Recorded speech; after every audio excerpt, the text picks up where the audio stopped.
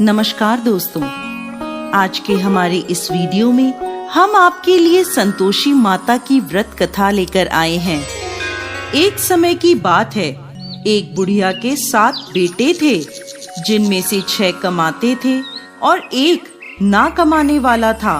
वो बुढ़िया 6 बेटों को अच्छा खाना बनाकर खिलाती, पर 7वें को उन सब का बचा कुचा झूठा खाना खिलाती थी।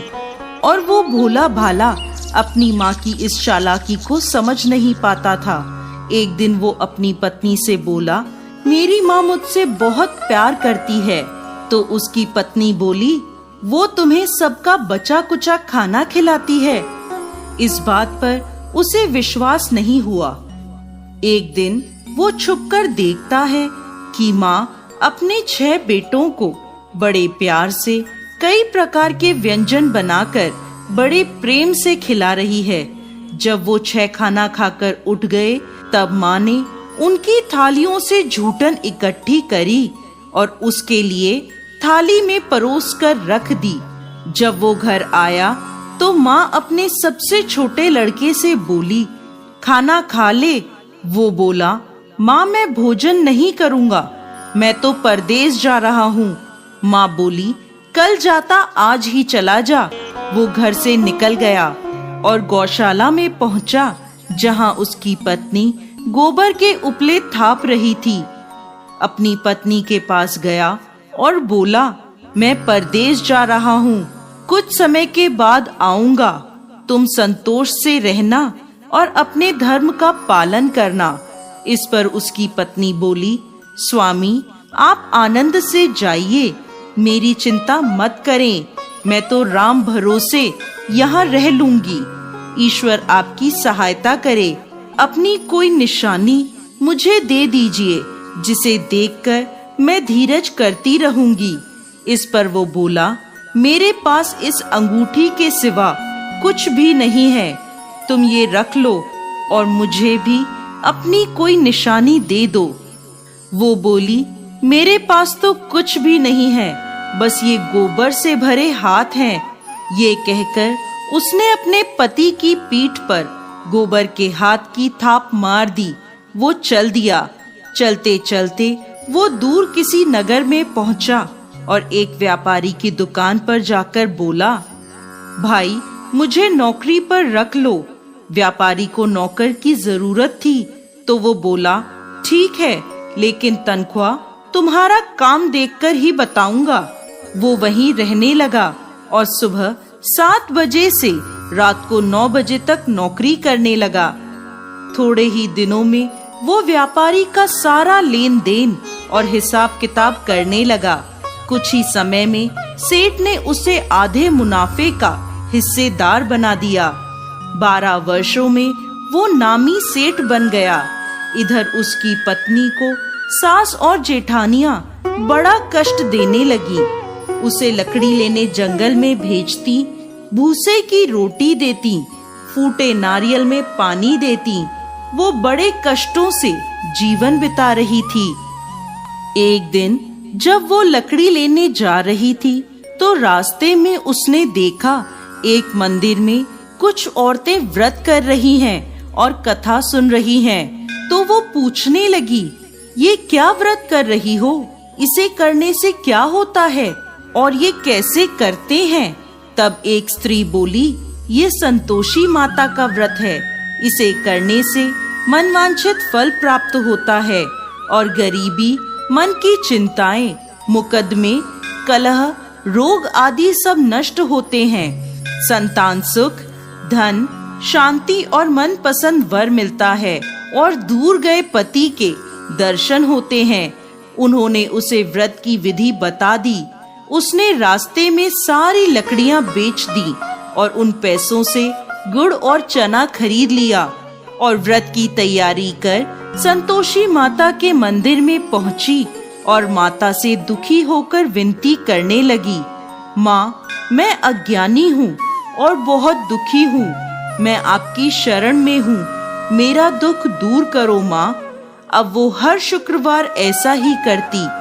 एक दिन माता को उस पर दया आ गई। एक शुक्रवार उसके पति का पत्र आया और अगले शुक्रवार पति का भेजा धन उसे मिला। अब वो माता के मंदिर में गई और उनके चरणों में गिरकर रोने लगी। बोली, माँ, मैंने पैसे कब मांगे थे? मुझे तो अपना सुहाग चाहिए। मैं तो अपने स्वामी के दर्शन और सेवा करना मांगती हूँ। तब संतोषी माता ने प्रसन्न होकर कहा, जा बेटा, तेरा पति जल्द ही आएगा। वो प्रसन्न होकर घर गई और कामकाज में लग गई। उधर संतोषी माता ने स्वप्न में उसके पति को पत्नी की याद दिलाई और घर जाने को कहा। वो बोला, माँ, मैं कैसे जाऊं? परदेश की बात है, लेन देन के कई हिसाब बाकी हैं। माँ बोली, सवेरे उठकर मेरा नाम लेकर घी का दीपक जलाना और फिर दुकान पर बैठना। सवेरे उठकर उसने वैसा ही किया। देखते ही देखते सारा लेन देन साफ हो गया और धन का ढेर लग गया। वो खुश होकर घर की ओर रवाना हो गया। उधर उसकी पत्नी रोज लकड़ी लेने जाती और संतोषी माता की पूजा अर्चना करती। एक दिन वो बोली, माँ, आज ये धूल कैसी उड़ रही है? माँ बोली, बेटी, तेरा पति आ रहा है। तू लकड़ियों के 3 ढेर बना, एक नदी के किनारे रख आ, एक यहाँ रख दे और तीसरा अपने सर पर रख ले। तेरे पति के दिल में इस लकड़ी के गट्ठर को देखकर मोह पैदा होगा और घर जाकर आवाज लगाना, सासू जी, लकड़ियों का गट्ठर लो, भूसे की रोटी दो और फूटे नारियल में पानी दो। आज मेहमान कौन आया है? उसने वैसा ही किया।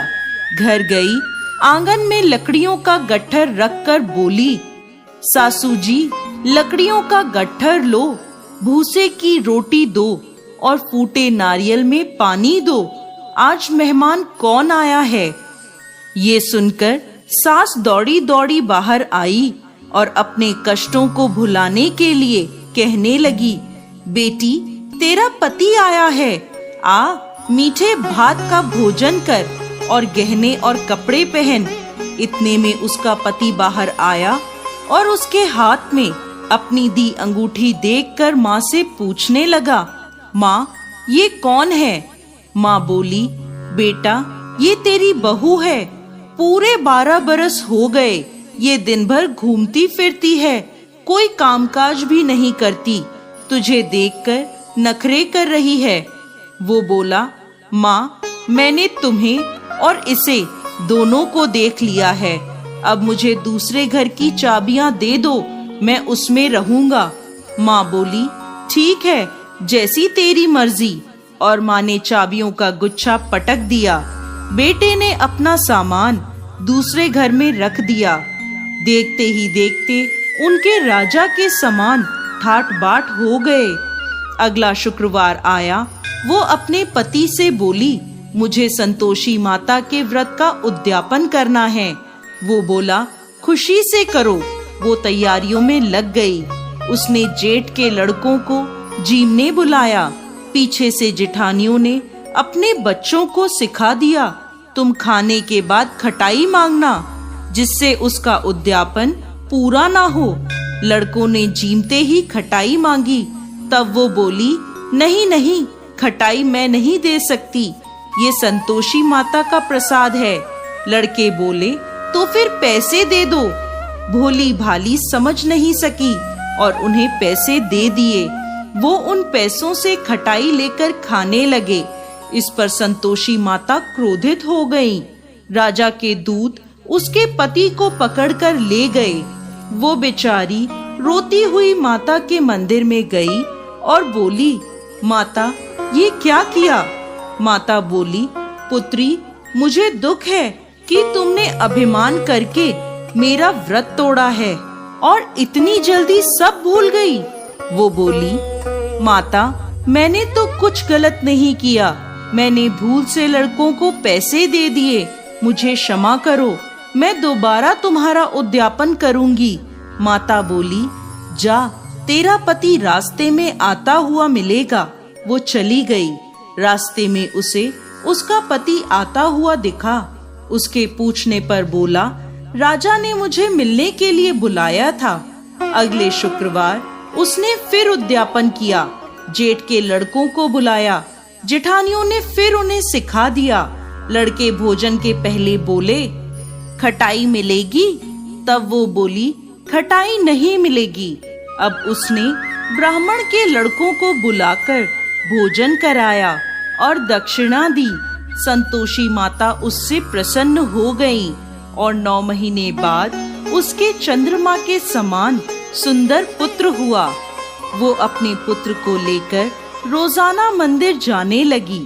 एक दिन संतोषी माता ने सोचा, ये रोज यहाँ आती है, आज मैं इसके घर जाकर इसका ससुराल देखती हूँ। ये सोचकर संतोषी माता ने भयानक रूप धारण करा। गुड़ व चने से सना मुख, सूंड के समान होठ, जिन पर मक्खियां भिनभिना रही थी, ऐसी सूरत में वो उसके घर गईं।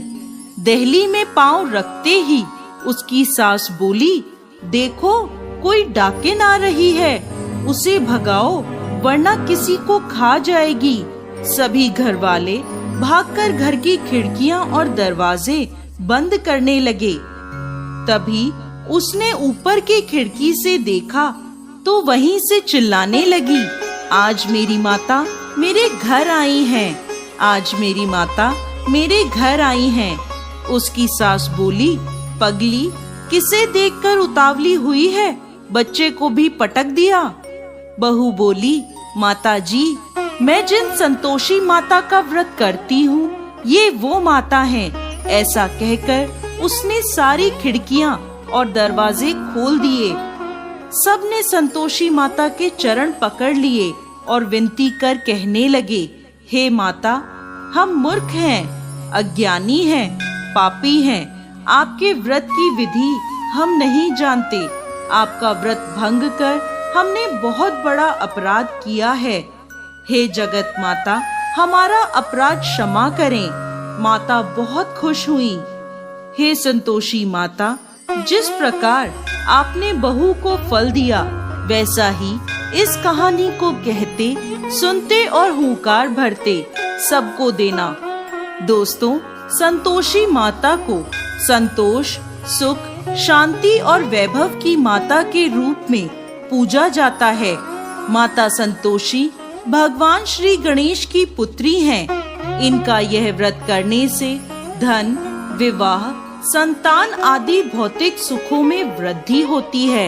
ये व्रत शुक्ल पक्ष के प्रथम शुक्रवार से शुरू होता है और 16 शुक्रवार तक व्रत कर इसका उद्यापन किया जाता है।